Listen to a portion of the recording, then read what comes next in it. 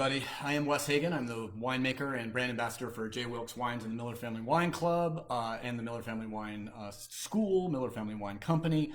Anything that goes on with Miller Family Wines, you can just assume that I'm probably in the midst of it.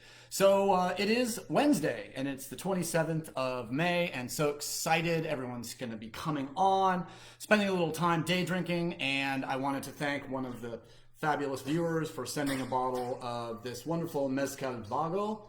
It is an elote, a Joven, which just means it has no oak. And hey, it's day drinking. So if you're not day drinking with Wes Hagen, you're sober. Well, or doing anything else without me, but that's okay. We're excited. And Anthony and Denise, so glad that you're joining us. I'm going to get a little alcohol in my system. It's a beautiful warm day here in California. And I got a lot accomplished, so I deserve something delicious and smoky. If you've never really had mezcal, we did a mezcal show. It was a long, if you want a master's degree in mezcal, look back over some of the old shows. I think from 2 Fridays ago, we had a fantastic mezcal show. And it just what I needed, and welcome, Jeff. It just got me just where I needed to be, right? So now I guess I'm slightly addicted to another white liquor, which is absolutely fantastic because I probably can't afford to drink mezcal all the time.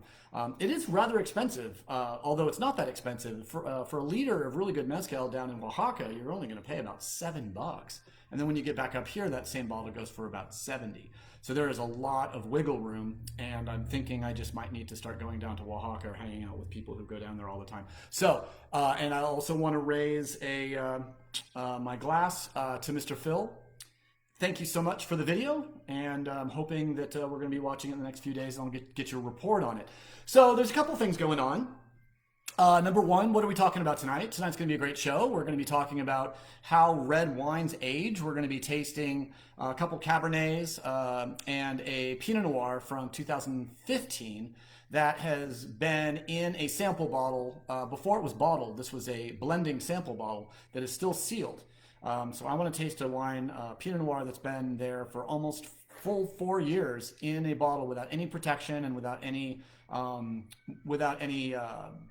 subsequent sulfur dioxide adds. So this was going to be sort of like, what if J. Wilkes was natural wine, and what would happen to it in a fairly decent cellar? I don't keep my wines refrigerated. I keep them in my, I keep them basically just in my guest bedroom. And we open up the windows at night during the summer, and we close them up during the day, and it gets up to about maybe 70, 72 on a really warm day, and it gets down to 57 at night, and rinse and repeat. So there is some temperature variation. It's not really a proper wine cellar. It's really just meant for my samples. So I'm really curious in opening this Pinot Noir that I'll be describing, exactly what to expect and how that wine reacts. So that'll be kind of fun. Then I broke out... let's see, I broke out a Ballard Lane Pinot Noir so we can taste that style and talk a little bit about aging and what to expect from a $10 Pinot, a $20 Pinot, a $50 Pinot, a $100 Pinot. What is it about red wine that helps the wine age gracefully? And what is it about aged wine that we like anyways? And why age wine if we don't like it? Obviously, we don't have to, and most Americans probably don't enjoy wine. If you've watched the show more than once, you've probably heard me give the statistic that almost 90% of all wines purchased in the United States are consumed within 48 hours, which, of course, as I always like to say, makes the common American wine cellar the backseat of the Escalade on the way back from Trader Joe's or Costco or wherever you buy your wine. So let's get some of this day drinking going before it's no longer day. So those of you on the East Coast, you're still watching me, and it's still day here. Those of you sort of in the Central Time Zone or the Mountain Time Zone, it's probably still light. So enjoy this beautiful, beautiful extended. If I continue day drinking show into fall, I probably will have to move it up to maybe 3 o'clock in the afternoon. That way, at least it won't be, dark for 4 hours before we start talking about day drinking. So let's, without saying another word,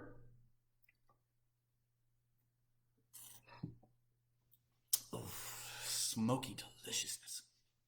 Oh man, there's so much flavor in a beautiful mezcal. I really hope my love for mezcal and the fact that it seems to be popping right now in modern drink culture doesn't cause the tobola and some of the other magueys, which are these beautiful little agave that they use to create the piñas, which they crush and make the mezcal. A lot of these things like tobola are just really they take 7 years and they're not cultivated. It's a matter. It's like Santa Ana looking for peyote. You just kind of walk into the woods and you know where to go and look because and the funny thing is. Right before you harvest the maguey, you cut the flower off.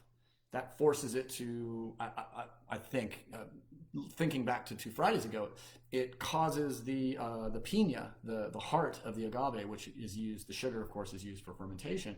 It causes it to sweeten up a little bit. So if you don't cut a flower off of it, you leave that tobola. You don't take it. That's what I was really interested in. And there is a very strong ethic in the collection of the maguey for the production of mezcal. But that's if you want to learn more about mezcal, certainly you can go back and check out Michelle Ball and myself talking about mezcal a couple weeks ago. So tonight we're going to be hanging out and talking. I just want to see who's coming in. We got James is in the house. Got the Smashberry Rosé, you're a wise man. If for some reason you weren't here on Monday, I got really good news from our DTC manager, direct-to-consumer manager, Jerry Ferraro, who said that the show is successful enough and the sales have been successful enough that we're going to keep our 50% sale for MillerFamilyWines.com active and available all the way through June 1st. Or until June 1st. I don't know if June 1st is going to count, and I will let you know. So if you go to MillerFamilyWines.com and you're looking at Smashberry Rosé, Smashberry Red Blend, if you're looking at Ballard Lane, Sauvignon Blanc, Chardonnay, Pinot Noir, Zinfandel Cabernet, or the Barrel Burner Chardonnay or Cabernet, $7.50 per bottle right now with the coupon code or the promo code DD50. Easy to remember, day drinking 50% off, DD50, DD50. Feel free to pass it along to friends and family. This was originally meant only for the friends and family within the Miller Family Wine Company. We were supposed to, right when all the stuff went down and we found out that we weren't going to be traveling and our on-premise business was just basically tanking like every other on-premise business by virtue of not being able to be open, we decided, hey, well, let's keep selling wine. So we made this 50% sale and we made a flyer and we would literally sent it to our friends and family. And as I started this, I said, well, I have an idea. It's a really, really attractive offer. And we sold a lot of wine, a lot of wine. In fact, I think our direct to consumer in the month following lockdown in April was 10,000% up year to date. So thank you. That's very, very kind of you. So what we wanted to do was switch the promo code to see who was actually buying wine watching the show. So it turns out you guys buy some wine. So thank you. So as a result, they said, hey, well, let's keep the show going. Let's keep people excited about the wines. I have been sort of suggested, and this is what we talk about before 5 o'clock. At 5 o'clock, the show gets a little more, kind of not rigid because I'm not a rigid person, but we tend not to spend a lot of time talking about sort of the behind the scenes parts of the show. But I like to think of the first 15 minutes and the people that join me, like Bob and Joseph. Joseph, it's so good to see you again. I hope everything is well and that everything is doing fantastically down in Lompoc. Oh yeah, Travis Proctor is drinking a Piquette from a port fermentation. Tell me about a Piquette, because I don't recognize that as a varietal used in traditional Portuguese fortified wine production. A Piquette. No, it would be. No. Piquette, it is a variety. It is a varietal. That is freaking geeky. In fact, I've never tasted Piquette.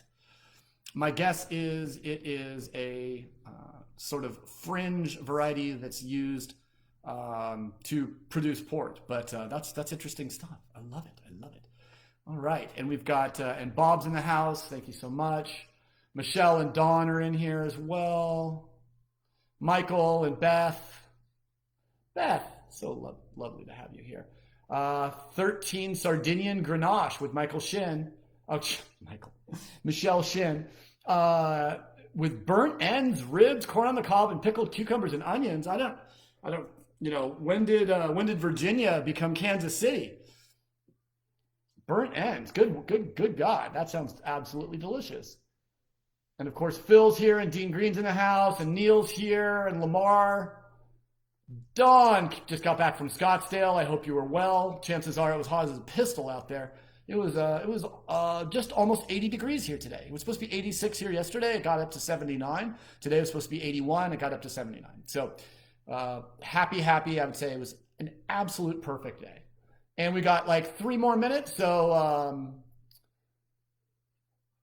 Mikhail, I hope I'm pronouncing your name right. And Denise and Elaine and Scott are back from Vegas.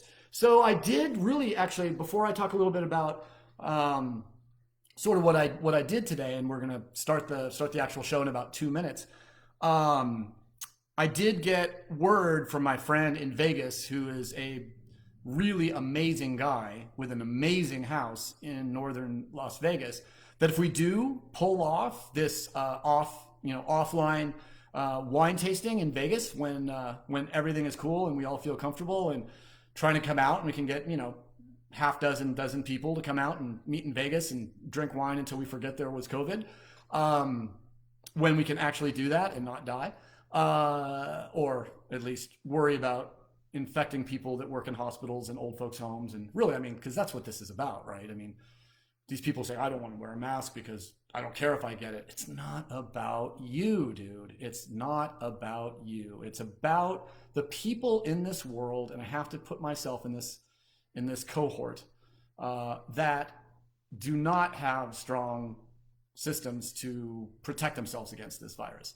So you can act cavalier and tough all you want, but don't forget that everyone you come in contact with could theoretically pick up something you have and bring it. Maybe they work at a retirement home. Maybe they work in a hospital. Maybe they work in food service. We all look at those people that are making our food and delivering our food and saying, boy, I hope they're being careful. It's not just them, it's everyone around them. And it might be the person around them that says, I don't need a mask because I'm healthy. Well, great, dude, you're healthy, but how about thinking about other people? Because I think that's what this is all about. All right, we're just about ready to bring on our Instagram friends. I hope you guys are ready for a great show. If you guys have any questions or comments or anything you want me to go through in the show, remember we're talking about aging wine tonight, specifically Cabernet Sauvignon and Pinot Noir. So I'm going to talk a little bit about those two grapes and how they age in general. And yes, Joseph, good to hear that you've been busy. And John is drinking a 2015 Palazzo della Torre from Allegrini. I just like to try to read Italian. I have absolutely no skills that way, but I try. I absolutely do.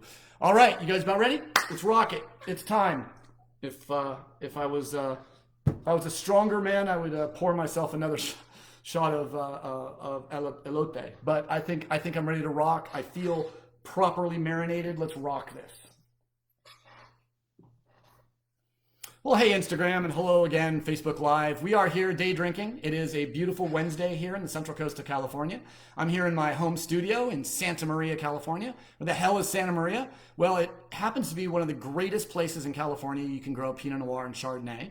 Also Syrah, also Pinot Grigio, or Pinot Gris, Pinot Blanc. All these grapes do so well here in Santa Maria. It's one of the coolest climate areas where wine is produced anywhere in California.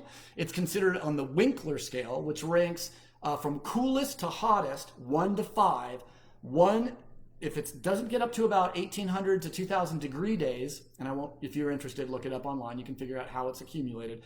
It's a measure of how much heat accumulates between March and October, generally. That if it doesn't get up to 1800, you really can't get any grape ripe. Maybe champagne or champagne grapes for sparkling wine, but we are in a region 1A, which means we are on the edge of where you can get the coolest climate wine grapes ripe. And that includes Sauvignon Blanc, Pinot Grigio, Pinot Noir. These are the grapes that really don't need much heat to really achieve ripeness, and grapes that are generally grown in regions that don't get hot. So we are having a little bit of a heat spike here in California. So, I'm hearing about, 90s easily, if not even up close to triple digits down in the desert. My dad lives down in Palm Desert. And when it gets too hot down there, it's amazing how quickly he can show up on my front doorstep with their corgi and hang out, and just like the Queen, when the corgi and someone you care about show up, you gotta round up the guards and let them in. It's a beautiful thing, and I can't wait to see my dad in person again. He's an amazing man, and really looking forward to it. In fact, there's usually 4 or 5 people on this show every night that had my father as their high school principal. So my dad was my high school principal for the first 2 years at La Cañada Flint Ridge High School. So La Cañada High School is where I matriculated. I thought it was one of the best public schools I could have asked for. It was absolutely fantastic, probably because my dad, and I'm sorry, but I'm about to basically kind of dox my dad. He set up my schedule as a student by personally. So he basically gave me the teachers that he thought were the best. And as a result, I ended up with some of the greatest teachers at La Cañada and some of the greatest teachers probably in the history of California public education, including Lorene Vail. Lou Vail taught at La Cañada High School until she was, maybe 75, almost 80 years old. I had Lorene Vail for freshman AP Western Civ. My mom had Lorene Vail for Western Civ at Foothill Intermediate School in the La Cañada School District. So my mom and I had the same teacher, which doesn't happen all that often. So I found out Lou actually when Miss Vail, she was in love, and she was her story was she was engaged to a soldier in World War II. That soldier never made it back. That soldier died. And she was heartbroken and lived and never dated again. She basically, it's sort of a sad story, but it's sort of heartwarming in a way. And she dedicated herself to her students, which she did for 65 years. And when she actually retired, she went and became a docent at the Huntington Library, the most important collection of books, probably outside of almost anywhere. It's one of the greatest collections of books in the world. They have 4 Gutenberg Bibles there out of the remaining 50 in the world. I think 200 were printed and 50 exist. So that gives you a little insight. Just started this morning, and today I'm working with my wife, who knows a lot more about social media, I found out, than I do. So we are really increasing my exposure on Instagram. So if you find what I have to share interesting and you want a little bit more insight into how I spend my days and what I'm drinking and what I'm eating, we are going to be doing and instituting at least 3 or 4 parts of our story, as well as a post every morning to kind of let everyone know what's going on. And as a result, if you're interested, go and check it out. It's Wes, WES_Hagen. That's my Twitter handle, and Twitter handle is just Wes Hagen. Instagram should be fun. So we're going to be playing around with that in the next few days. So I'm going to school on some new stuff. And yes, I'm 51 years old, and yes, I am learning some stuff that probably would be a hell of a lot easier if I was 12. But thank you for your patience, and I hope you guys are all having a good time watching this. Let's get into some red wine, shall we? It's day drinking, so make sure whatever's in your glass, keep it moving. Some people like to look for a word that I use a lot. What would be a good word that I use a lot? Pinot would be a good one. Miller family. And every time I say Miller family or Pinot, drink. Miller family, drink. All right, so let's start with some Pinot Noir. So this Pinot Noir is Ballard Lane 2017. It's got some really nice accolades and ratings. But I don't know what a point tastes like, so I just like wines that appeal to me. This wine was made by Richard Shelton. Richard Shelton is no longer the winemaker for Ballard Lane, but Richard has moved on, and now we just found out that John Crandall, our blending winemaker, is going to take over as the defined winemaker for the Ballard Lane program. And if you know John, he's amazing. So this Friday, we always have our guest on Friday. This Friday, our guest is Beth from the Central Coast Vineyard team. They started a program called Sustainability in Practice, SIP, which is one of the best sustainability sort of certifications in the world. We'll be talking a little bit about what is sustainable, what is organic, what is biodynamic, does it matter? We'll taste some wines, we'll talk about how farming matters and how organic means so much more than what we spray on the vines. It means so much to the dirt, to the people, to the culture, and everything else. So as sustainability and as its definition expands, I think we all need to pay attention to understand how that matters to us or doesn't matter to us. Is organic more expensive? It is. Is it a little more exclusionary? Maybe. Is it necessary? Absolutely not. Remember, sort of a little sort of tease for this Friday coming up is that without any sustainable certifications, growing grapes still would be one of the most sustainable permanent crops on the planet Earth. No other crop beside that, you can't even call truffles a crop because you just got to go find them, right? And truffles that are grown, it might be a decent mushroom, but it's not a truffle. When you have,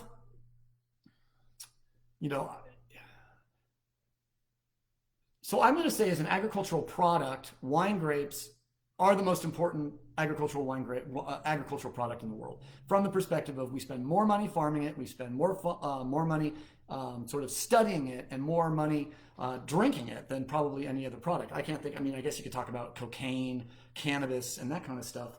But as far as something that we really focus in and talk about, organic, biodynamic, sustainable, what do all these things mean? Really, just growing grapes in a conventional manner.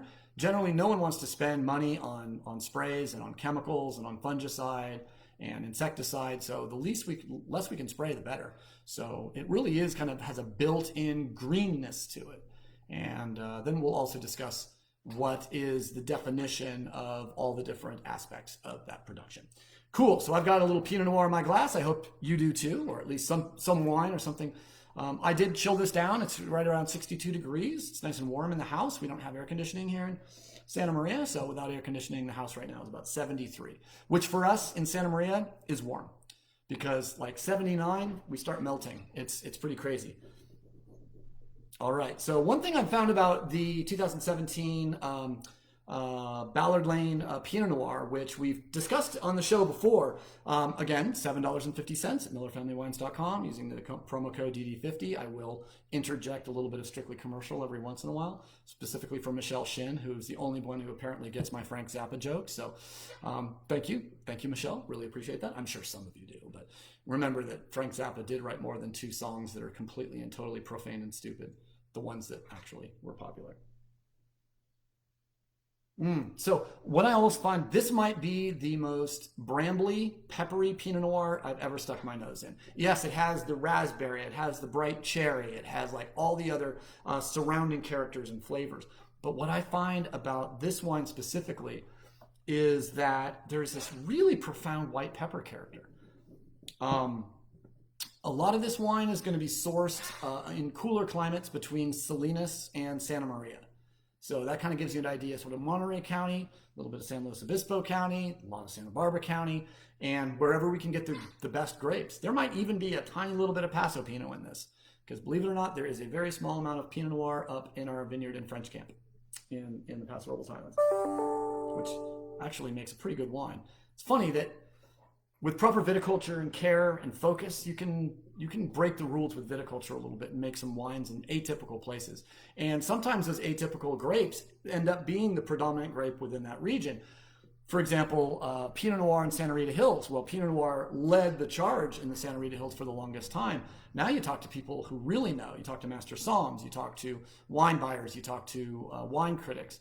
They may agree with me that Pinot Noir is no longer the best grape that's grown in the Santa Rita Hills, that Chardonnay is by far the best grape that we grow out there. The Pinot Noir is killer. So you know how good the Pinot Noir is in Santa Rita Hills, right? So if I'm going there and saying the Chardonnay is better, if you've never had a Chardonnay from the Santa Rita Hills, that might be something you want to look at. Now, of course, these Chardonnays from Santa Rita Hills have very, very strong acidity. They're very bright, a lot of cut, a lot of verve, a lot of energy to them. So you got to make sure that that's the style of Chardonnay that you love. But if you do, the wines are just absolutely incredible. Day drinking. Cheers.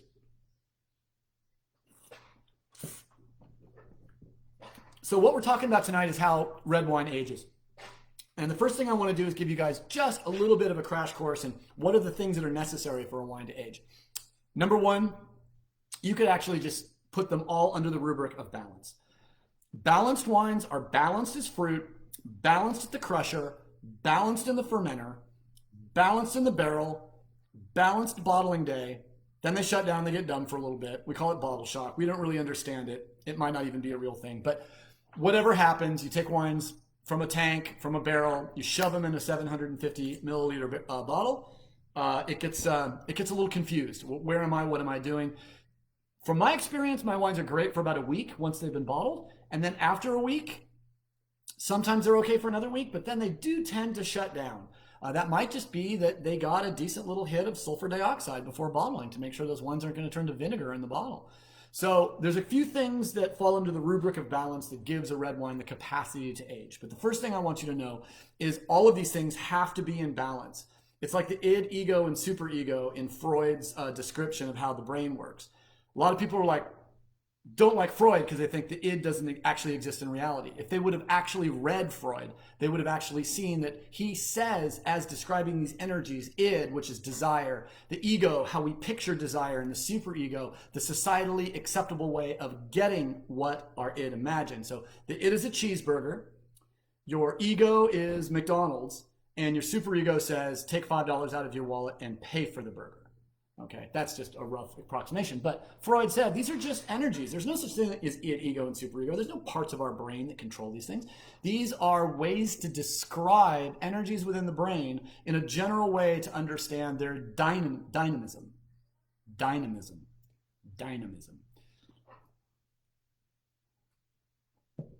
So when I say balance, these are the things that fall under the rubric of balance. Number one is fruit. Most people, I would say 97 to 99% of all wine drinkers, when offered an aged wine that's old enough to have no fruit left, are going to probably tell you that they don't appreciate that wine. We drink wine because we like that fruitiness. We like that. That's obviously very important. I call it extract or baby fat. So this wine is packed full of baby fat. It's got some nice, rich, kind of raspberry, blackberry, ripe cherry character. So you can argue that when the fruit in a wine is gone, the wine is done. If you've heard me talk before, you know that I'm a little bit more permissive in allowing my wines to become completely sort of desiccated in fruit. Because what happens to me is once that fruit's completely gone, there's certain elements of the farming, of the site, of the terroir that become illuminated the same way that the stars are illuminated when it's dark at night. Because the stars are as bright right now as they've ever been. Why can't we see them? It's because there's sunlight out. So in this analogy, sunlight is extract and the stars, are the complexity. So when the extract falls off and goes dark, the stars emerge and the complexity emerges and we can taste all those beautiful things within the wine. Really, really beautiful, right? And so, okay. So we've got balance as our main header, right? And then we have fruit. So fruit is the sort of the muscle, right? It's a little of the beefcake. It's what drives us to drink wine. Unless you live someplace where you haven't had the opportunity to study theory of evolution by natural selection, you'll understand that humans are apes. And because we are apes, we're basically come from a fruitivore stock. And as fruitivores, we love fruit. Obviously sugar, candy, and all the things that have spoiled the modern palate. You give kids fruit sometimes, they might actually taste fruit and think it tastes yucky because candy tastes better. But, obviously, a Australopithecine afarensis roaming the Olduvai Gorge 7.5 million years ago finds a ripe tree full of ripe fruit. That is going to be one of the greatest moments in their life. And if some of that fruit's even fermenting, they would have been consuming that fruit and having, working on their evolutionary process of developing a liver that produces dehydrogenase enzyme to knock hydrogen ions off of ethanol to detoxify them so we can absorb them as acetate within the human body as energy. So really, we have evolved. If you really absolutely have to take evolution out of this, then great. You were created with a liver that does an incredible job of detoxifying alcohol and allowing it to be used by the human body as energy. So that's great. Let's go back to fruit. So that's fruit. Second thing, I'm going to go ahead and just say it's acid. Acid. Acidity, generally in the form of tartaric acid. There's malic acid, tartaric acid, and there's very, very small amounts of other organic acids within wine. Tartaric acid, by far, is the most important acid in wine. If we're going to add a little bit of acid to some juice to give the wine a little more acidity because it got too ripe and we need to kind of give it a little more structure, what are we going to put? The irony is we're going to use tartaric acid from a bag. Where does that tartaric acid come from? It's scraped off of stainless steel wine tanks and either kept as sort of a granular product for the use of adding to wine, or it's powdered and it is known as cream of tartar. Did you know cream of tartar comes from wine production? So there you go. Yeah, I think that deserves a drink. And I'm moving on. This is a 5-year-old tank sample from the first wine I ever blended at J. Wilkes, the first wine I ever made and blended at J. Wilkes. So 2015, I was the winemaker for the first full vintage at J. Wilkes. And 5 years ago, we made a number of different lots of Pinot Noir. This one happens to be from the Bien Nacido vineyard. That gives me great hope. Let me make sure. Yep. That it gives me great hope that this wine can survive, because not only is acid necessary, and we'll talk a little bit about why, but I'll just go ahead and give you the last sort of column in the balance category. And I'm actually, I don't have notes on this. I'm just kind of going off the top of my head. But I would say the last level of how to achieve balance in a red wine, specifically Pinot Noir and Cabernet, is terroir, is site, is there's something special about that place. Because what I found is sometimes like as a young winemaker at Clos Pepe, that property carried me like the defensive line of the 49ers last year, right? I mean, sometimes you are a great winemaker like Rick Longoria, a great winemaker, I'm thinking of maybe Ken Brown, who can take grapes from a decent vineyard, from a good vintage, and make beautiful wine. I can't do that. I have been so lucky in my career to basically be a kicker on a Super Bowl team. Look at the vineyards I use. The only vineyards I've ever really used in my life. I mean, I've done a little bit of stuff from advantageous buys at the Miller Family Wine Company, but you look at, Clos Pepe, Bien Nacido, Solomon Hills, French Camp.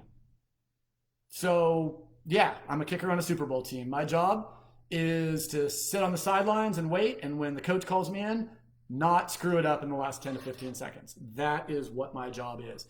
So, I'm going to say fruit, acid, provenance. Where it comes from and how it's done. And I'm going to include human intervention in terroir, because you take humans out of terroir, you got a chunk of dirt. Dirt don't lie. But it's really not that talkative without a grapevine. So important to understand. Somewhereness can keep a wine alive. Acid can keep a wine alive. I guess we have to put a fourth pillar in, and that's alcohol. And alcohol is a really tough one. So let's just leave alcohol out for just a sec, because I think alcohol actually deserves an entire conversation. So let's see what we can do. So 2015 Pinot Noir, the lot is PN15 SMV 3TN. So we have these codes that describe which tank it's in, what year it is, what the AVA is, which lot it is. So this was the third lot from Santa Maria Valley from the 2015 vintage, and it lived in tank 461. All right, so what do we do? See if you guys have remembered some of the lessons we've talked about. First of all, we're going to look at it under incandescent or natural light, no fluorescence. Now, in a perfect world, I'd be looking down on this wine on a white background, which is going to give me a much better sort of sense of the color of the wine. It's very difficult to show a vertical camera the color. But what I'm really looking for is any sign of browning or brickishness on the meniscus. Same way the edges of your knee are called a meniscus, meniscus. What I want to do is I want to look at the edge, because the edge is what tells the truth. It's the edge of a wine that lets you know its secrets, because it's the edge of the wine that is most transparent and most noticeable when the wine begins to change color. So in a red wine, we're looking for any sign of brickishness or browning. And then in a white wine, we're looking for any signs of golden color or even a sherry color. Or sometimes if you're just looking at color in white wine, you also want to look for a silver or a platinum edge, which can also let you know just how young a wine can be. So looking at this, I'm seeing a nice clear meniscus. It's actually more silver than brickish. I'm seeing a lovely color. It is certainly not opaque. I can read through it, which is kind of the definition for the W set for an opaque wine. It's when you put it with good light over a book and you can't read through the wine with a 2-ounce pour. And then I would say no sign of bricking, which is a good sign so far. Remember, this wine was put into this sample bottle. It's the wrong bottle, I know. It's a Cabernet bottle with a hard shoulder to capture sediment. This wine was put in a bottle just as a tank sample with no additional adds. And after the wine was blended and put it back into a tank right before bottling, we would have tested the wine, got it up to 0.8 molecular sulfur dioxide to make sure the wine was perfectly sound and safe to go into the market so the bottles don't explode or it doesn't turn into sparkling wine. So I'm really, really curious. This is a wine that's it's been over 4 years? Just about 4 years. We would have bottled this. We would have bottled 15 and... Nah, it's been about 3.5 to 4 years since I tasted this wine. Still smells like a tank sample. It is absolutely primary. Much love to Clay Brock, who was our director of winemaking during the production of this wine, because this is outrageous. I mean, it literally smells like a blueberry pie. It's got some nice like almost like a brioche crustiness to it. It's got this really, really bright like boysenberry. It kind of reminds me of my grandma's house in Long Beach when I used to go over for Thanksgiving and she was making some boysenberry pie from those fresh boysenberries from her backyard. I mean, there's like a little bit of brambliness, not nearly as much as in the Ballard Lane, because the Ballard Lane to me is so brambly and peppery with that beautiful fruit to sort of support it. This wine, it's interesting because this might have been pulled out of a tank that never, this tank, I'd have to look up my notes, but this strikes me also as having no oak to protect it either. And oak can actually both protect a wine and actually cause a wine to age a little bit faster. So if this was a pure tank wine and never was in a barrel, that would give it an advantage because it was in an anaerobic environment and it would have lower dissolved oxygen. So depending on how much dissolved oxygen ends up in the wine, and what am I doing right here? Exactly what we wouldn't want to do in the winery. In the winery, we want to minimize oxidation to keep the wine crisp and fresh and bright. And then when the wine is in our glass, we want to wake it back up. We want to say, hey, wine, show us what you got. And show us what you got. And as we ask this wine to show us what we got, we're going to carburate it. We're going to basically aerate it, put some dissolved oxygen into that wine, and allow it to start producing esters and start producing aroma. So in a wine that's shy with aromatics, I put my hand over but not touching the glass, which concentrates the vapors a little. Even if you get a really good whiff of a wine, you can concentrate the vapors and go back to it and see how it changes the wine. I am just really surprised just how vinous this wine is, how primary it is, how it smells like really freshly fermenting Pinot Noir after 5 years.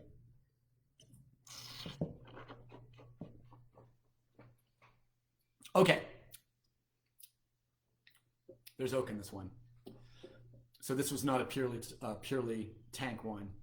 This wine did see some time in a barrel.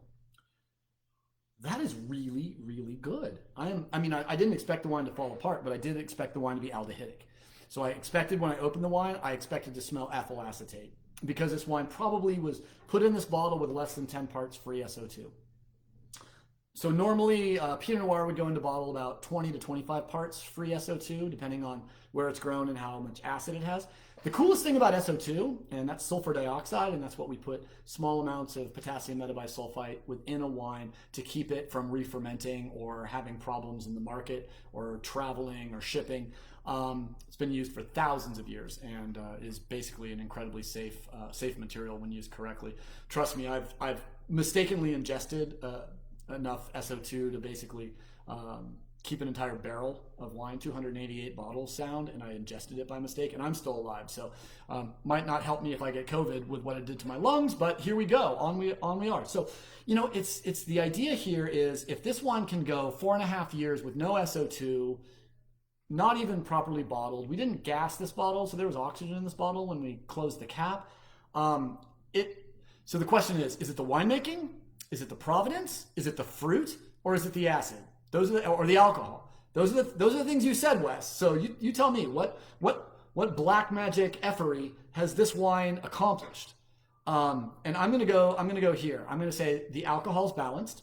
It doesn't stick out like a sore thumb. It's not evident. It's not hiding. It's got good richness. Remember, alcohol also ethanol as well as what is it? Alcohol tastes sweet. Is the easiest way of saying it. I was going to say it in a much fancier way, but ethanol does taste sweet. So sometimes you'll get a little bit of heat from alcohol. Sometimes you get a little sweetness from alcohol. Sometimes you get a little both. I get neither. And recalling this lot, my guess is it's somewhere between 13 and 14% alcohol. If I had to guess, I'd say 13.6.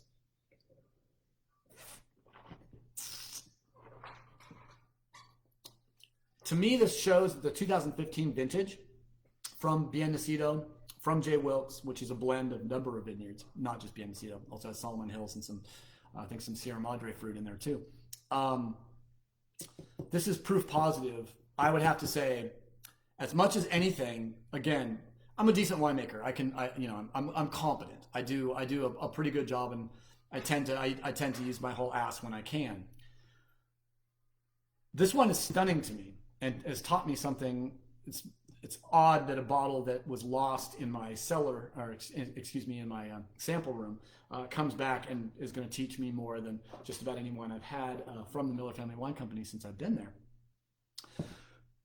If I had to go out on a limb and just make one strong statement, my statement would probably be Bien Nacido is responsible for the quality and the soundness of this wine as it exists. I didn't screw that up. I respected it in my craft, but in the end, I just have to say that this wine is fairly stunning. I'll have to go by the winery in the next few days and go kiss Tank 461 and say, "Oh baby, I can change. Believe in me. Believe in me." It's a beautiful thing. Awesome. Let's jump in and talk a little bit about Cabernet Sauvignon. As we talk, before I move on to Cabernet, we're going to be basically talking about Cabernet in a different perspective. I'm going to take a little break, look to see who's come on. And if anyone notices on my Santa Barbara, J. Wilkes Wine Santa Barbara Facebook feed, I have lost my own signal, but no one's telling me that I'm gone. So glycerol, thank you, Nick. Nick Profaci, not only does he make some of the best wines I've tasted in New York, but dude knows what's happening in my brain. Glycerol is the part of ethanol that gives the sweet flavor. Thank you. So every time I say glycerol, now I have to drink. That's awesome. Cool. Yes, Mark is having an 805, which is our local Firestone Walker Ale. It's delicious. I would not... all else being equal, I might be drinking a beer as well, sir. So that's obviously wonderful.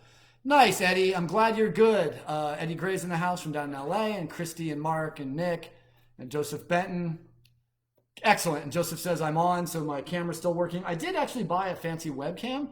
I might hook it up to my laptop and see what it does for it. I just think less moving parts, probably the better. So if there's a built-in camera, as long as it doesn't, make me look like a zombie. Yes, James Kennedy says Bien Nacido is a very nice piece of dirt. I will tell you something about Bien Nacido that you may not know. Two things about Bien Nacido. Number one, where did the name come from? The name actually was given to the vineyard as a nickname and almost like, not a joke, but as a term of endearment by the mostly Mexican people who planted Bien Nacido back in 1973. It was the first vineyard that they had ever seen that had been planted without using wooden stakes.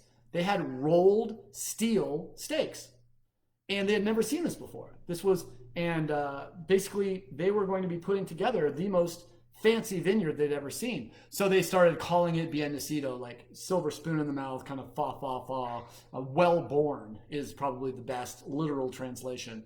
So Bien Nacido, well born but also given that name because the guys who planted it thought it was pretty fancy that they were using metal stakes. That's the story that I heard.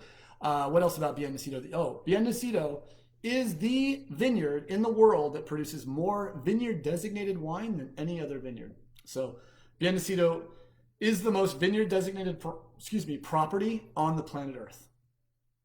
I find that thrilling. I think that's just so damn cool. Some people think it's a city. Some people think it's an AVA. It is, the property itself is from the Rancho Tepesque land grant. It was purchased in 1969, and that was the year I was born, so that was a pretty good year, I think. And as a result, it really is, to me, the flagship vineyard for the entire Santa Barbara County kind of wine firmament. If you know one vineyard in Santa Barbara County, you would probably know Biennacido. So, and obviously Biennacido, if you didn't catch it, is owned by the Miller family, who actually also own Solomon Hills. Biennacido, 1,000 acres 900 acres planted. Solomon Hills, from the corner of Clark and Telephone all the way down to the little end of the swale where it ends, is about exactly 100 acres of planted grapes. And then we have French Camp, the workhorse of the Miller Family Wine Company, 1,400 acres planted in the Paso Robles Highlands District. So the Miller family is 2,400 acres planted all in, which is pretty amazing if you think about it.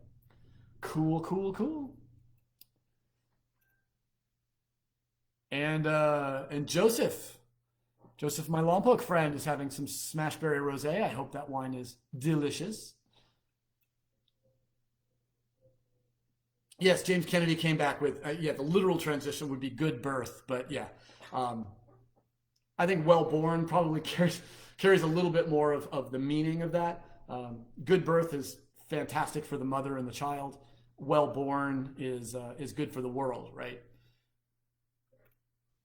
And Nick Profacci just switched over to a Côte d'Aron GSM, to a beautiful Madeira from Sandeman. Oh, Madeira. Is there a better wine for less money? Speaking about aging wine, you can buy 100-year-old Madeiras for like $50. Yeah, Madeira, Thomas Jefferson's favorite wine too. So you got to give Jefferson. So as Jefferson's birthday approaches, let's all get some Madeira and enjoy that.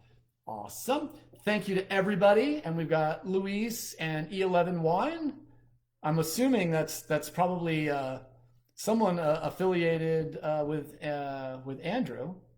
That's awesome. Arped Vin, Wine Fun 1, Dave Sartain. What's up, Dave? Miss you, buddy. John's in the house. Thank you for saying I inspire you. If I have any potential for inspiration, please drink more Santa Barbara County wine. We need you. Aw. Karen's having some J. Wilkes Pinot Noir. The Edelmans down in Palos Verdes. I saw someone had sent me a message that they were walking the cliffs of Palos Verdes today. And Tammy's here, yay! And if you didn't know, I grew up in Palos Verdes back in the day where it never got hot in Palos Verdes. And in the middle of the summer, we used to play hide and seek in an open field in the fog. Damn, I lived in Palos Verdes so long ago, I used to swim with Orky and Corky. Yeah, that was Marineland. I don't want to talk about what happened to Marineland and who owns it now. On we go. I'm not political, at least when I'm online.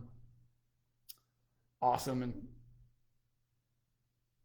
got Joe and Tammy and Romy and Richard and Kedko and Darren. So stoked you guys all came in to spend a little time with us. Let's talk a little bit about Cabernet and finish this conversation about aging wine. So certainly Cabernet Sauvignon, my hand is huge, by the way. That's a 750, no, that's a 375. We do make a very limited amount of Ballard Lane 375s. If you think you would be interested in getting some 375s, let me know, because we can put these up on the Miller Family Wine Sale. We only have Cab, so we only have the 2016 Paso Cab. So it actually is going to come with a little bit of age in. The 17 and the 18 is coming online. So what you're seeing is a wine that's going to have a little more complexity. Remember, here's another thing about aging wine. The size of the bottle matters. Yep. So the larger the bottle, the slower it ages. The smaller the bottle, the faster it ages. So the contents of, if you have a tank with 5,000 gallons of wine in it, it is so damn stable, it's not going to budge. Now, if you have, a carboy, 5-gallon glass carboy, one of those big glass sort of jugs, and it's got a little bit of air at the top, that wine's going to be vinegar in a couple months. So really, you want to keep wine for long-term aging in the largest vessel possible, and that's why most Americans would probably love a 375, because this way a 2016 would drink more like around a 2012 or 2013. Does it age twice as fast? And does a Magnum, a double-sized bottle of wine, age twice as slow? I wouldn't go that far. I would say that the Ballard Lane 2016 Cabernet is probably solid for 5 to 7 years. It's also under Stelvin screw cap. So that's also going to slow down the aging a little bit more. There's not going to be as much gas exchange to the pores of the cork. Kind of like cassis and cocoa nibs. A little bit of like the cigar wrapper. Oh, it smells wonderful. Or maybe I'm just really thirsty. And cheers yet again. Here we are, breathing on a beautiful planet, spinning 70,000 miles an hour through space in context of the sun.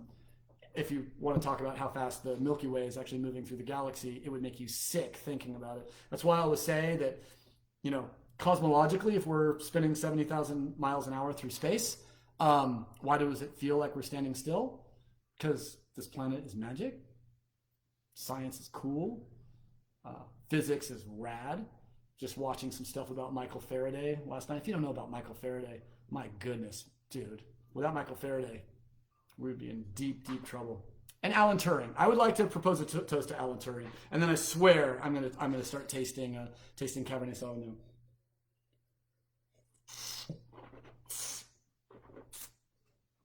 It's really a nice place. It is a little softer than the 17. So here's a quick and dirty summation of the difference between the way Pinot Noir and Cabernet age. And it actually, the bottle that we would normally put a Cabernet Sauvignon in tells the story. So a Cabernet has a hard shoulder to capture all the sediment that begins falling out of the wine as it ages. Pinot Noir, and yes, I will look for, where did I put that screw cap? I will not spill this wine on. Wow, I can't believe I actually did that. And my wife will be stunned that I actually had some forethought on that. Pinot Noir does not have a hard shoulder because Pinot Noir throws almost no sediment. So if the bottle is its own decanter, saw that. This is going to be much easier for me to show all three cameras.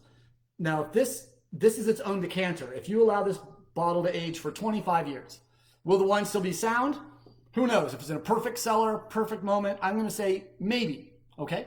What will happen as it ages is all the little tannin molecules within the solution of this wine, they all start out as monomers, single molecules floating through solution.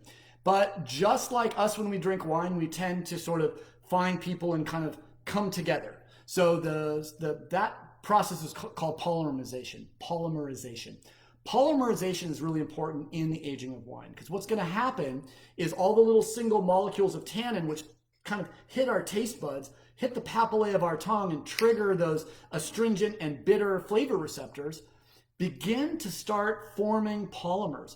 The monomers start forming polymers, and the longer the chains of polymeric tannin within a wine, the softer and more velveteen that they will feel upon the actual surface of the human tongue. So these long chains of tannin will taste almost velveteen, while single monomers of these tannins will come across as being astringent and bitter.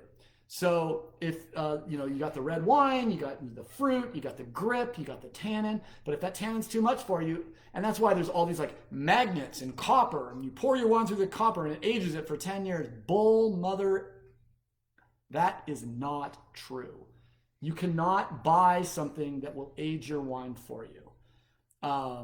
Besides putting a little vinegar in it, I've never seen any scientific evidence that there's any device on the planet that can help a wine age except something completely un-American. And if you've watched the show before, you know what I'm talking about, and that is patience. Patience is required, which makes it very difficult. So we do have The Cabernet has one of the clunkiest, largest tannin molecules in the entire wine world. I do believe Nebbiolo is the clunkiest, but Cabernet tannin monomers are freaking huge. And that's why the wine is tannic, and you can definitely feel it on your tongue, right? So one thing that's nice about this 16 is the tannins have polymerized just enough to give it a little bit of softness. Now, Cabernet, though, compared to Pinot, has little to no acid, very little acid. So we structure a wine two ways. Remember, white wine is structured by acid, red wine is structured by tannin, red wine is structured by both. Most red wines have a pH somewhere in the lines of 3.6 to 4.0 with a titratable acidity somewhere around 7 to 9 grams. Or no, excuse me, 4 to 7 grams. Pinot Noir has a pH between 3.3 and 3.5, generally the way I make Pinot Noir in Central Coast California and Santa Barbara, and has titratable acidity between 5.5 and 7.5 grams of acid. Just to let you know, for your own edification, champagne sparkling wine tends to have 8 to 10 grams of titratable acidity. So you really understand what's going on, and a pH of about 3. Remember, pH is the measure of hydrogen ion activity, how fast those hydrogen ions are spinning around in solution.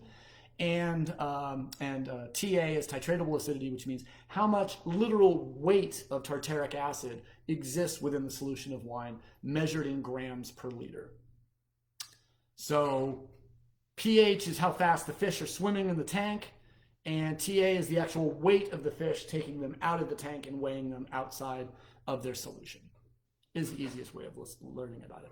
So the fundamental difference between so Cabernet ages by softening, Pinot Noir ages by polymerization, but it's still going to have the acid. The nice thing about Pinot Noir, it has that low pH, that high acid, which makes it more stable than Cabernet Sauvignon on a chemical basis, on an oxidation basis. So Pinot Noir has an advantage of having low pH, high acid, so as the wine ages, maybe it ages a little bit more gracefully. But Pinot Noir also has the problem of being so finicky that most Pinots don't age. Or most Pinots struggle to age over 5 to 7 years, is a nice way of saying it. Now in Wine Folly, Madeline Puckett, who's one of my new heroes of the world, says that Cabernet can age 5 to 25 years and Pinot can age 5 to 15. Now, I've had Pinot Noirs 50 years old from Von Romani Village wines that should not have gone over 10 years, but lasted not only 50 years, but I drank them on my 50th birthday, and then took them to the next night's birthday party, and the wine was still sound. So that's when I'm talking about terroir. How could that wine live 50 years in that bottle? It's almost impossible. So if there are miracles in this world, if there's magic in this world, it might actually be best expressed in my experience and my frame of reference and living for 51 years as expressed in how grapes, dirt, sun, wind aspect, degree day accumulation can produce something that is so amazing that it's confounding. And I think that's where we can get with that. So Pinot Noir, so Cabernet, low acid, huge clunky tannins. It's the tannins that make the frame. It's the tannins that give the wine shape, coherence, and also strip fat off our palate as we're eating. So steak, nom, nom, nom, nom. Drink the wine. Wine strips the fat off the papillae of your tongue, opens up those flavor receptors, put that fat back in your mouth. Nom, nom, nom, nom. Oh, there's the steak. The steak is coming back. I can taste the steak again. Challenge yourself sometime. Have a couple bites of steak without wine, and then stop if you eat meat. And then take a bite of steak, have a sip of wine. Not only do the flavor of the wine and the steak come together and sing, but it's also going to strip all that fat off your tongue to let you go back and taste that steak like it's the first time you ever put it in your mouth, which is very important. I don't eat a lot of steak, and when I do, I really want to taste it. So I make sure that in between bites of steak, I'm always cleansing my palate, either with a beautiful red wine. I like Pinot Noir with a low-fat steak, something like a filet mignon, something like a flank steak, something like a tri-tip. And then when we move up to high-fat steak, anything beyond a New York ribeye, kind of tomahawk, kind of whatever you're doing,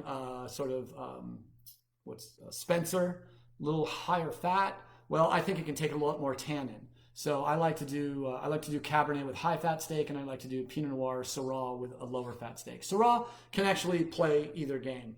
But the most important thing to understand from the Cabernet aging perspective and the Pinot Noir aging perspective is the difference in Pinot Noir. Pinot Noir is so much different than Cabernet because Pinot Noir actually has acid. So Pinot Noir looks like a red wine. It actually has tannin, the finest, smallest tannin molecule in the entire world of wine. But it also has almost the same acid as a good white wine. So it doesn't really need the tannin. And that's good because the tannins are very small. Now, when Pinot Noir is young, the tannins can spike your taste buds a little bit. But as Pinot Noir ages, there are no finer tannins. So when you get long chain polymeric tannin from Pinot Noir, get ready for the greatest wine experience you can ever have. Because until you taste a fully mature Pinot Noir that has earthiness and leather and tar and violets and polymerized velveteen tannin, that's why you always wonder, why in the world would someone spend $16,000 for a bottle of 1995 Domaine de la Romanée-Conti vineyard? It's because it's a really good value. Wait, $750 is a great value. How is $16,000 a good value in wine? If you pay, it depends on how much money you have. For some people, $7.50 is perfectly analogous to $16,000 because it really doesn't matter. So if you have the money for it, by putting something that delicious in your mouth, what other experience can you have to taste the greatest blank in the world, and it only costs 16 grand? I'll also argue, and this is a little sort of ableist and maybe a little sort of what's the word? Bougie. It's a little bougie. Any human being, well, most people in the United States, if they spent their entire life saving so they could taste a $16,000 wine, could get to the point where they could spend $16,000 to taste that wine. For most people, it would be a complete loss, and they should buy a car, they should buy braces for their kids, they should buy whatever they need. But I will say, $400 prefix at French Laundry, people are like, oh, that's ridiculous. I'm like, no, it's not ridiculous. You can work at McDonald's and save $400 up. Come on. Maybe it would be difficult, but if you were driven to want to eat at the only 3-star Michelin restaurant in California, $400 is not that difficult. 16 grand for a bottle of wine, I get it. But the few times that I've tasted a Romanée-Conti, it changed my life. And, if I spent 16 grand going on a vacation to Europe, I came back, did it change my life as much as it did that Romanée-Conti that I tasted? Probably not, because what I do for a living. It changed the perspective I have as a craft winemaker. The idea that it's like, can you be a great movie director without ever seeing Citizen Kane? Do you know what a double IPA should taste like if you've never had Pliny the Elder? These are questions that are important to ask. So again, aging. Remember, let's go over this again. We kind of have balance. Balance is the word. Balance is the overriding theme. Everything needs to be in balance in the wine. So I'm not just saying the alcohol needs to be under 15%. BS. I've had beautifully balanced wines at almost 17% alcohol. Young. I don't know how they tasted later. And then so we're going to have fruit, acid, provenance, and last one is alcohol. So alcohol is a double-edged sword, right? So alcohol cuts both ways. Alcohol is a preservative, and alcohol can easily take a wine out of balance if it's not cautiously curated.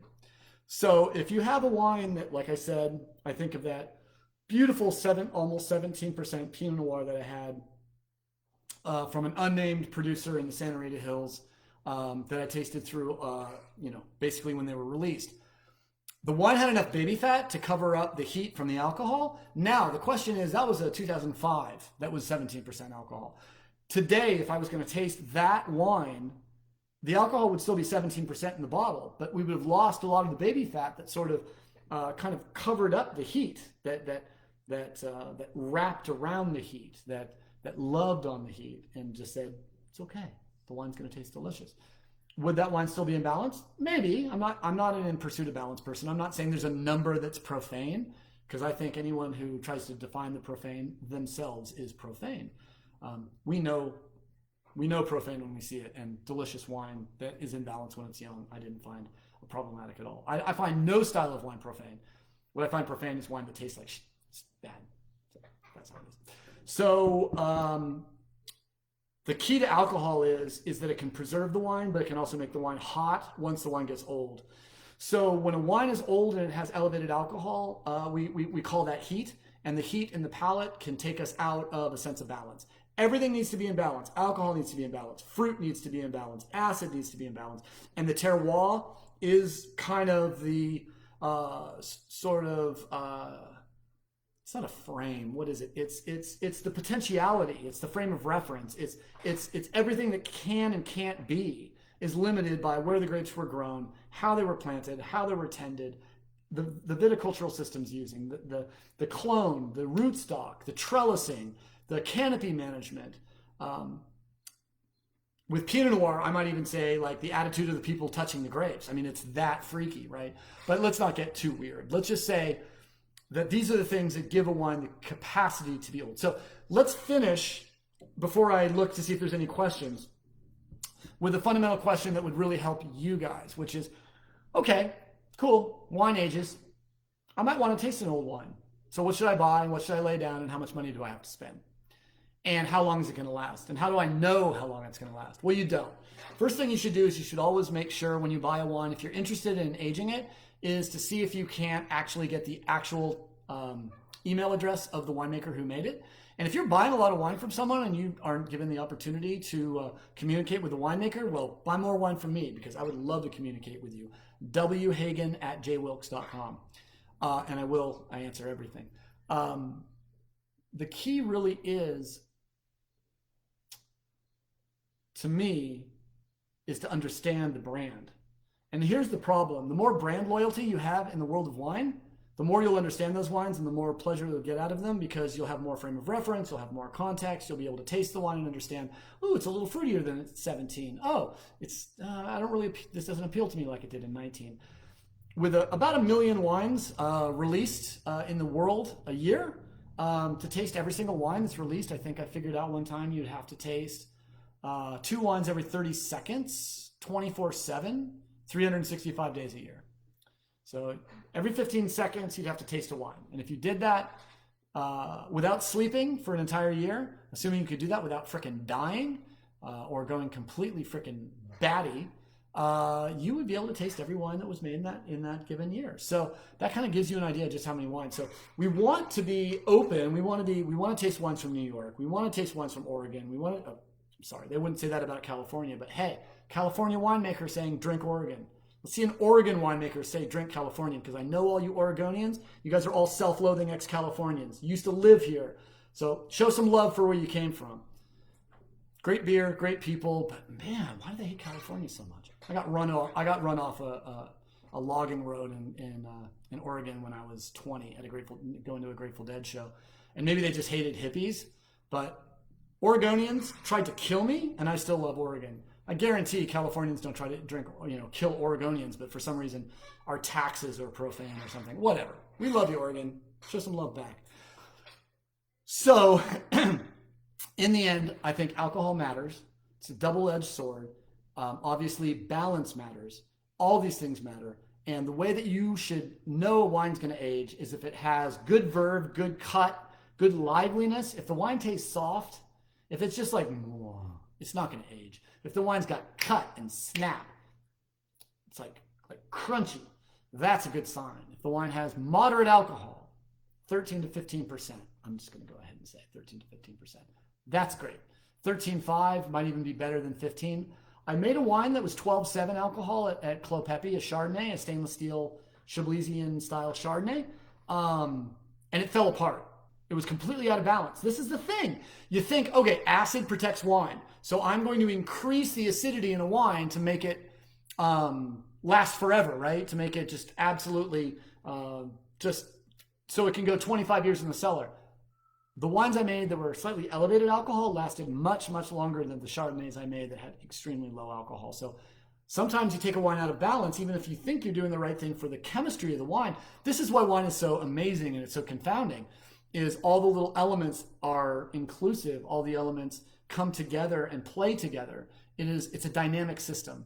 And if if you take one little thing away, like Americans love to do in a dynamic system, and try to moderate that one thing into excess, that blows the balance of the whole damn thing. So it really does take us back to sort of a European old world perspective of craft, where everything needs to be in balance and everything needs to be together and happening. You know, the great thing I find is that in general, when I find a wine in my cellar that's a little older than what I meant to drink it, it usually overperforms. Remember, I like old wine. The first thing you really need to decide is if you like old wine. So first of all, if you know you love young wine, don't worry about it. If you want to experiment and lay some bottles down, and you have a cool room in your house where it never goes over 75 degrees and you can lay wines down for 5 or 10 years, I suggest you do it. Why not? And get together with some of your friends and your family, and for any special occasion or non-special occasion, open an older bottle of wine, ask your friends, ask your family, and most importantly, ask yourself, is this a wine that really excites me? And why? Is it because the fruit is sublimating and the complexity is emerging, or is it the fruit is still there? All these things are questions you have to ask yourself. And again, just don't trust me, don't trust experts, trust your own palate. You know, if you spent $16,000 on a 1995 bottle of Domaine de la Romanée Conti, and you opened it ceremoniously and poured it, an ounce to 20 of your friends and asked them all for $1,000, and you tasted it, and it didn't appeal to you, well, that sucks. You should never spend $16,000 on a bottle of old wine unless you know you love old wine and you love Romanée Conti. It would be very difficult for me to spend $16,000 on a bottle of wine. First of all, I could never do it because my wife would basically kill me. She'd be like, well, how about we just replace all the windows in our house? Doesn't that sound like a better idea than drinking a bottle of wine one night? And but this was the woman who drank a bottle of 82 Lafite with me on our first anniversary after we figured out it was worth $1,000 back in 2001 and decided to just frickin' drink it anyways. Here we go. Loads of fun.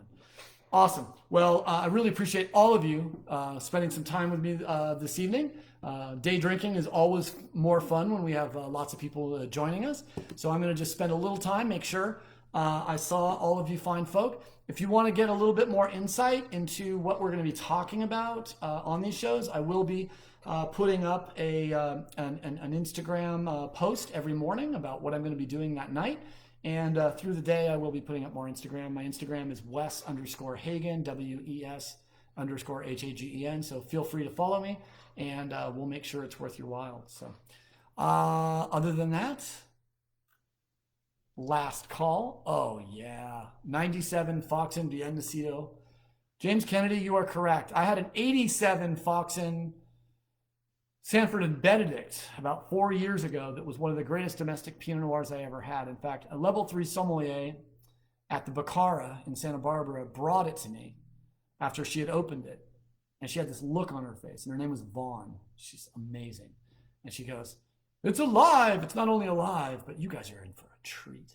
Love that. Okay, so James Kennedy's got a thumbs up on the 375s, which means tomorrow I got a job. My job is to get those 375s up on the site, and I'm happy to do so. You know, studies on court closures and Stelvins, absolutely. I think there's a lot of those studies. You might want to look up, I know that the Grange, which is Penfolds has been putting the Grange under screw cap since the 50s for their own help. Polymerization. Not polymerization. Polymerization. Thank you, Michelle Shin. Michelle was like my science muse. Oh, by the way, we just lost the Instagram folks, so we can talk smack about them. I want to make sure that you guys also know that the word museum comes from the place of the muses, the place you go to visit your muse. I thought that was cool. I found that out this week. Decanting or airing a young wine mimic the taste as if it aged longer? No, it doesn't. It gives the wine more dissolved oxygen, which gives the wine's current flavors more ability to become volatile. Good question, Jennifer. Now I know why you get to hang out with Tommy all the time. Cabernet tannins. What about Petit Verdot or Petit Syrah tannins? Wow, yeah, those are thick with 2 C's. Yes, Like the kids say, damn it, I wish I still had my Instagram people. I use thick with 2 C's. Yes, seriously, Petit Verdot and Petit Syrah have big ass thick tannins. I don't know how big they are comparing to Cabernet tannins, because most of my research into tannins have been with Pinot Noir. Filtering, fining affect how a wine ages. Yes, because if you don't filter and you don't fine, you're going to end up with more manoprotein in solution, and that manoprotein will keep the wine a little more complex, and the wine will actually pick up some more sort of rich, complex autolytic character. And if I'm not pronouncing autolytic correctly, Michelle, please let me know which syllable to accentuate. Oh, Llama Dog, you got your first Pliny the Elder. That's a hell of a beer. I went on the Russian River site today to buy myself the new Pliny for President selection that they just released yesterday, and it was already sold out. I was kind of bummed. Absolutely. I guess when I'm talking about tannins, alcohol, tannins is definitely a pillar, but the tannins do absolutely protect the wine.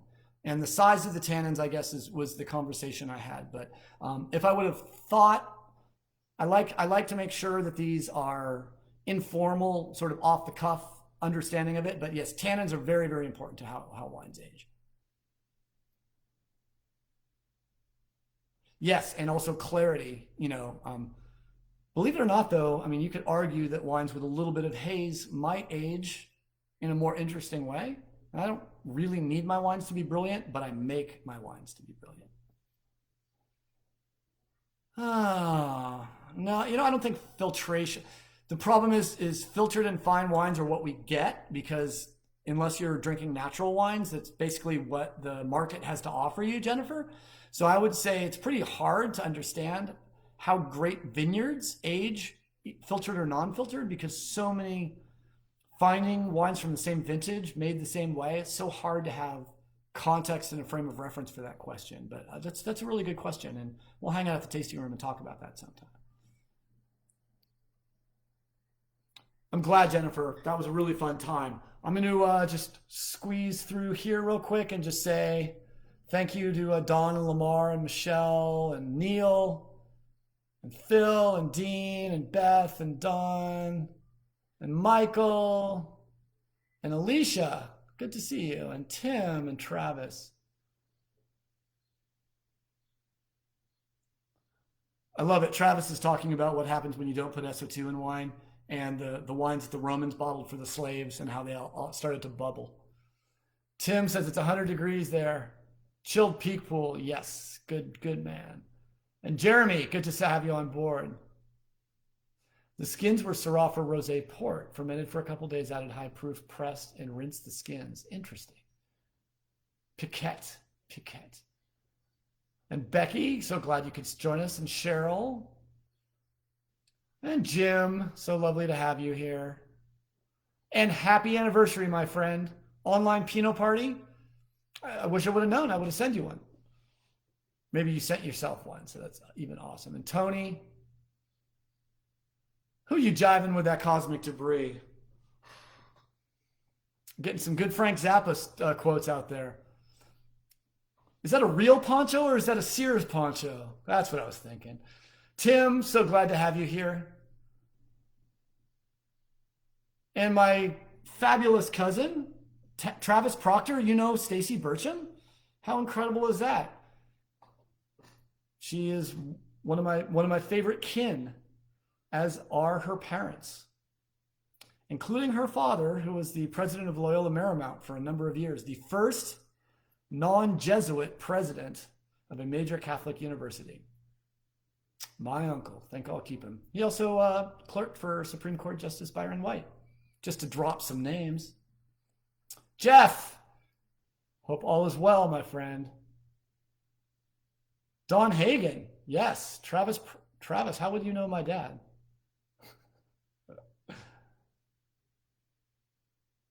Good to see you here, Mark. And Janet's in the house. Oh, Janet, I hope all is well. And John Brooks is here. Kevin, Kevin, it's weird. He's asking if we've planted more or less in the last few years. We've seen a lot of vineyards actually being pulled out in Santa Barbara, especially in Los Alamos. But areas that are like Santa Rita Hills, we are seeing a slow increase. Santa Maria Valley is probably about the same. I'd say Ballard Canyon, maybe a little increase. Happy Canyon, definitely a little bit of an increase. Los Olivos District, probably flat. I don't know about the 12 Paso AVAs. I don't even know half of them. But good question, Kevin. Love it. Lodi Rosé, man, it's hard to beat Lodi for the money. Acquiesce, I like that.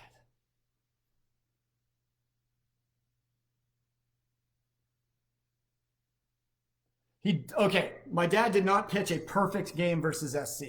My dad pitched a shutout against Tom Seaver and USC at Occidental College. That was the greatest moment. Even though he went on to play for the White Sox and the Cardinals, played for the '64 Cardinals with with Gibson and Stan Musial.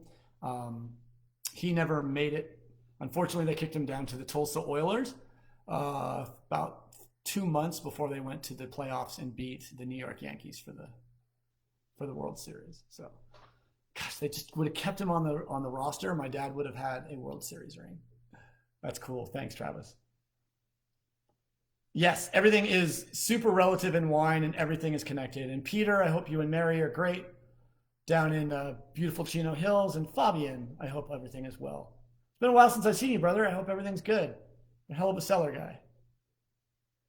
You're very welcome, Jane. I hope you had a great time, and you're very welcome, Mark. All right, I'm going to go think about dinner. I hope you all had a great time. And remember, find someone in your family, in your friends, and in your neighborhood that may need a little extra love today. Reach out and give them what they need. Remember, the way we're going to get through this is science, medicine, compassion, and a sincere desire to see human flourishing. So take care of each other. And if you can't be with the one you love the one you're with. Cheers, guys. We'll see you on Friday for Beth and the Central Coast Vineyard team, sustainability, and we will be drinking. So bring something delicious and settle in for a great conversation. We'll talk to you guys all soon. Bye.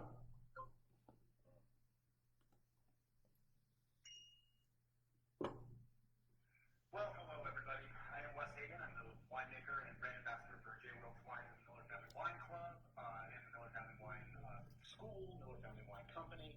Anything that goes on with Miller Family Wines, you can just assume that I'm probably in the midst of it.